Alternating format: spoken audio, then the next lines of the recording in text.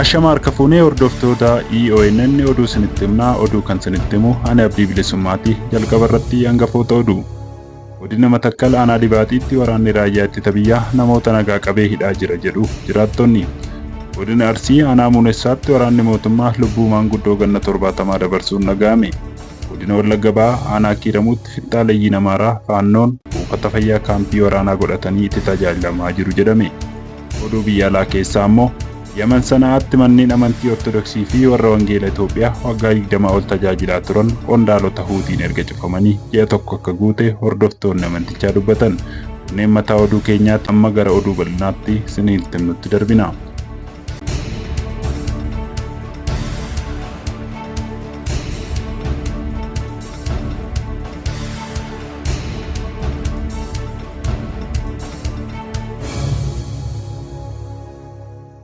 Godina Matakkal aanaa Dibaatiitti waraanni raayyaa ittisa biyyaa namoota nagaa qabee hidhaa jira jedhu jiraattonni.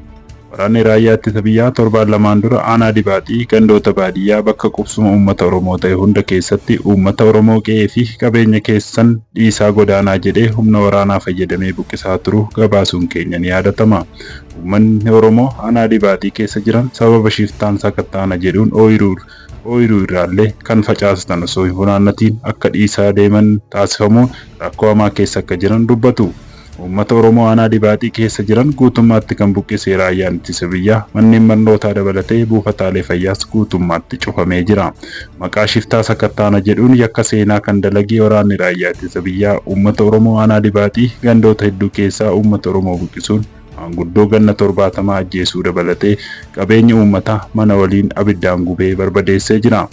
Uummanni Oromoo godina Matakkal aanaa Dibaatii keessa jiraatu erga buqqaafamanii waraanni raayyaa ittisa biyyaa naannoo uummatni buqqa'etti wanti addaa raawwates kan hin qabnee fi sakattaa geggeessa jedhes kan hin geggeessin jiru komatanii. Raayyaan ittisa biyyaa dhalattoota Oromoo lakkoofsaan hedduu ta'anis qabee hidhee dararaa akka jirus maatiin hidhamtootaa ni dubbatu. Akka jiraattonni aanaa Dibaatii EONN'if yaada kennan jedhanitti namoonni maqaan isaanii armaan gadii kunniin aanaa Dibaatii ganda Gaalessaa kaambii waraanaatti hidhamanii dararamaa jiraachuu nuuf himanii jiru. Tokkoffaa Obbo Dassaaleny Kabaa, lammaffaa Shibaboo Morkaa, sadaffaa Tasfaa Ebbabaa, arfaffaa Kaffaaloo Bakar, shanaffaa Muhammad Waasee, ja'affaa Garramuu Baabee, torbaffaa Amanuu Warquu, saddeettaffaa Morkaa Caalii, salgaffaa Gurree Lammii, kurnaffaa Muhammad Zeenuu, 11ffaa Abrahaam Abdiisaa, 12ffaa Dastaa Ebbabee, 13ffaa Jiraa Olaanii, 14ffaa Jooqaa Qalbeessaa, 15ffaa Tafarii Biraanuu, 16ffaa Baabbunee Morodaa, 17ffaa Darajjee Baqqalaa fi 18ffaan Dassaaleny Moosaa. Namoonni kunniin daa'immanii hanga maanguddootaatti kan keessatti argaman ta'uu nuuf himanii jiru. Godina Arsii aanaa Muunessaatti waraanni mootummaa lubbuu maanguddoo ganna 70 dabarsuun dhaga'ame.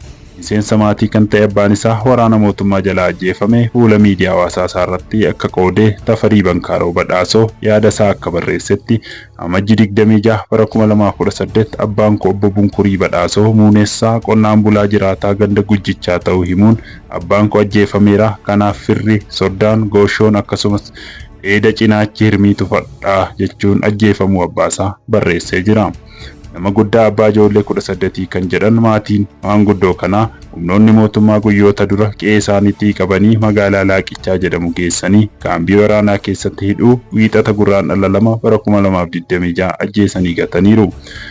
Qabanii guyyaa tokko mana hidhaa bulchanii ganama keessa sa'aatii 4tti lubbuu dabarsanii jechuun ilmi obbo Bankarii Badhaasoo Tufaaroo Badhaasoo ajjeefamuu abbaasaa miidiyaa hawaasaa dhuunfaasaa fuula FB irratti ifa taasisee jira. Mana hidhaatii baasanii namoota 4 ammaaf yeroo maqaan isaanii hin beekamne waliin rasaasa lubbuun isaanii dabarsuun maatiin himan. Waraana bilisummaa Oromoo deeggartu qabata jedhuun tarkaanfii kun irratti akka fudhatame maatiin dubbatan. Garuu maanguddoon kun siyaasa kamirraa bilisa akka ta'an hojii qonnaatiin namoota jiraatan akka ta'an illee ibsaniiru.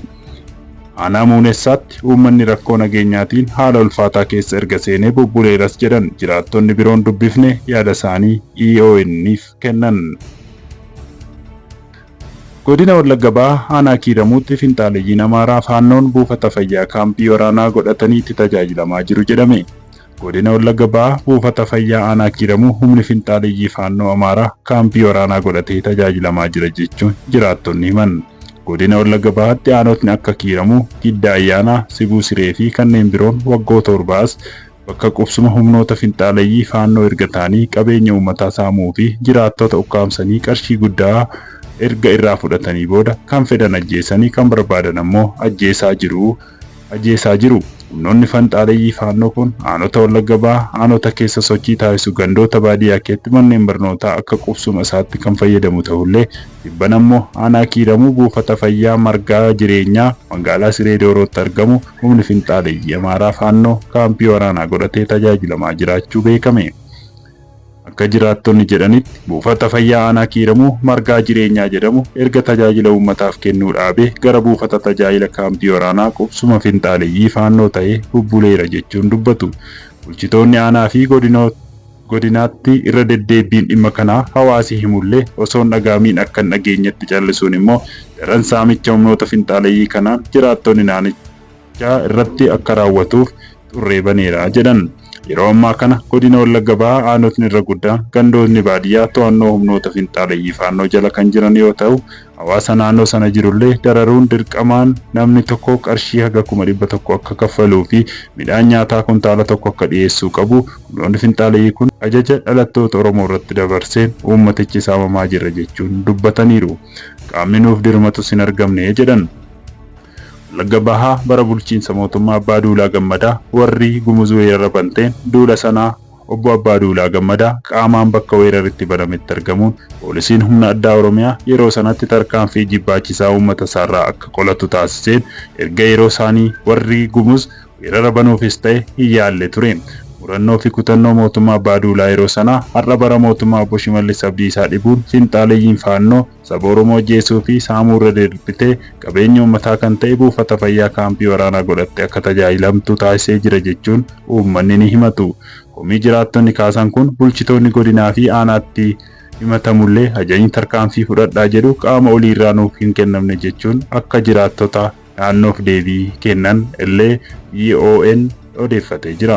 Bulchitoonni Wallagga Bahaa kana godinaas ta'an aanaa dhimma rakkoo nageenya naannichaa irratti miidiyaalee gaafachuuf yaalii taasisan bilbilan kaasan. Kanneen kaasanis nagaadhaan rakkoo nageenyaa hin jiru jechuun irra deddeebiin yeroo dubbatanis dhagahamaa jira. Jiraattonni bakkoota qubsuma faannoo jalatti dararamaa jiran akka jedhanitti garuu bulchitoonni godinaa fi aanaa humnoonni finxaaleeyyii waliin uummata saamsisee qabeenya akka hirmaatuu fi magaalaa Naqqamteetti gariin mana ijaarrachaa akka jiranii fi konkolaataa bitatanii kireeffachaa akka jiranis jiraattonni komii isaanii ni kaasu. Mootummaan aantummaa uummataa qabu dhibuun haala kanaan qonnaan bulaan weerarame buufanni fayyaa humna finxaaleeyyii fi kaampii waraanaa akka ta'u taasifame jechuun jiraattonni naannichaa yaada isaanii EON'tti himaniiru. Godina Harargee Bahaa aanaa Gola Odaatti jiraattonni hanqina bishaanii dhugaatiin dararamuu himan. Jiraattonni ganda gaaraa fi magaalaa Cabbii uummanni bishaan dhugaatii dhabee haala ulfaataa keessa jiraachuu dubbataa jiru. Akka jiraattonni naannichaa jedhanitti hojiin misoomaa bu'uura hawaasaa baadiyyaa dagatamuun uummanni tajaajila bishaanii akka dhabu taasisee jiraatu jedhu. Uummanni bishaan argachuuf rakkoo hedduu argaa kan jedhan namoonni yaada kennan dheebuudhaan dararaa hamaa argaa akka jiran dubbachuun qulqullina ofii eeggachuun hanqina bishaanii irraa kan ka'e hin yaadamu. Kun ammoo dhibeelee adda addaan akka daa'immanii fi hawwan akka saaxilaman taasisaa jira jedhu.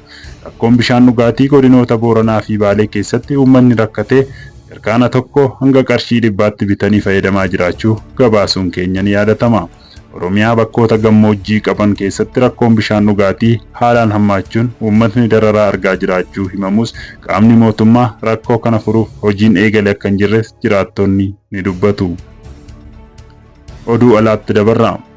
Yaman Sanaatti manneen amantii Ortodoksii warra Wangeela Itoophiyaa waggaa 20 ol tajaajilaa turan qondaalota Huutiin erga cufamanii ji'a tokko akka guute hordoftoonni amantichaa dubbatan. Bataskaana Qiddus Goorgis Yaman Sanaatti tajaajilaa kan turan kan Obbo Abiraan Baqqalaa manni amantii itti waaqeffatanii fi ijoollee isaanii amaayiffa barsiisan qondaalota Huutiin yeroo ayyaana qillee cufamu BBC Afaan Oromootti himanii jiru. Bataskaanni Qiddus Goorgis waggaa 25 dura Yaman Sanaatti kan hundeeffame ta'uu yaadachiisuun Obbo Abiraan bataskaanni amma cufame kun cufamuu dura saamamuullee BBC'f dabalanii yaada isaanii kennaniiru. Kana keessatti dubartiin waggaa 20 jiraachuu ishee BBC'tti himte amantii Pirotestaantii kan hordoftu waldaa warra Wangeela Itoophiyaa waggaa 25 dura lammii Hindii Viiktor jedhamuun hundaa'e kan lammiileen Itoophiyaatti waaqeffatan qondaalota Huutiin cufamuu fi hundeessaan waldichaas to'annoo jala ooluu himtee jirti. Qondaaloti Huutii bataskaanicha osoo hin cufiin torbaan 3 dura gara bataskaanichaatti imaluun maallaqaa fi qabeenya saamanii akka ture jiraattonni BBC'tti himaniiru. Bataskaanicha duraan kaampii loltuu keessa akka ture kan himan obbo Abrahaam boodarra lammiileen Itoophiyaa Sana'aatti argamaniif tajaajila kennuu jalqabee jedhan. Mooraan bataskaana Ortodoksii keessatti argamu ji'atti doolaara 2,000 kan itti kaffalamu ta'uu kan himan obbo Abrahaam alaabaa Itoophiyaa fannifamee akka mirmirfamus himanii turan. Yeroo ammaa kana garuu waraqaan saamsamuu agarsiisuu balbala irratti maxxanfameera jechuunis yaada isaanii BBC'f laataniiru. Bataskaanni Qiddus Goorgis kun amantoota 5,000 ol kan itti waaqeffataa turan ta'uu himuun obbo Abrahaam amma garuu barreeffama asitti waaqessuun dhorkaadha jedhus saamsamuun hubachiisaniiru.